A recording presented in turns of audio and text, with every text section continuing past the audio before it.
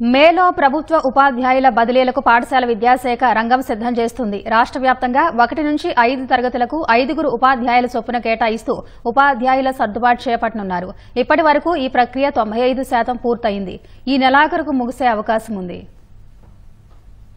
మే మొదటి వారంలో ప్రభుత్వ ఉపాధ్యాయుల బదిలీలకు ప్రకటన వెలువడనుంది. ఈసారి ప్రక్రియ అంతా ఆన్లైన్లో నిర్వహిస్తారు. ఖాళీల ఆధారంగా ఐచ్ఛికాలు నమోదు చేసుకోవాలి. ఒక టీచర్ ఎన్ని ఖాళీలకైనా ఐచ్ఛికాలు పెట్టుకోవచ్చు. వారి సీనియారిటీ, రిజర్వేషన్ రోస్టర్ ప్రకారం పోస్టులు కేటాయిస్తారు. తప్పనిసరిగా బదిలీ అయ్యే టీచర్లు తాము పనిచేస్తున్న పాఠశాలను ఎంపిక చేసుకునే వీలుండదు. 2 ఏళ్ల సర్వీస్ పూర్తి చేసుకున్న వారు తమకు నచ్చిన వాటితో పాటు తమ పాఠశాలను కూడా ఐచ్ఛికంగా ఎంపిక చేసుకోవచ్చు. మొదట ప్రధానోపాధ్యాయులకు బదిలీలు చేపడతారు. ఆ తర్వాత స్కూల్ అసిస్టెంట్లకు పదోన్నతులు కల్పిస్తారు. చివరిగా ఎస్జీటీలకు బదిలీలు నిర్వహిస్తారు. ఆ తర్వాత మిగిలే ఖాళీలు డిఎస్సీలో వచ్చే కొత్త వారితో భర్తీ చేసే అవకాశం ఉంది. కొత్తగా తెచ్చిన ప్రత్యేక చట్టం ద్వారా మొదటిసారి బదిలీలు చేయబోతున్నారు. ఇప్పటికే 95% ప్రక్రియ పూర్తయింది. మరో 430 బడులకు సంబంధించి మాత్రమే నిర్ణయం తీసుకోవాల్సి ఉంది. 7,500కు పైగా ఆదర్శ ప్రాథమిక పాఠశాలలు ఏర్పాటయ్యే అవకాశం కనిపిస్తోంది. వార్డు, గ్రామ పంచాయతీకో బడి ఏర్పాటు చేసేలా ప్రణాళిక రూపొందించారు.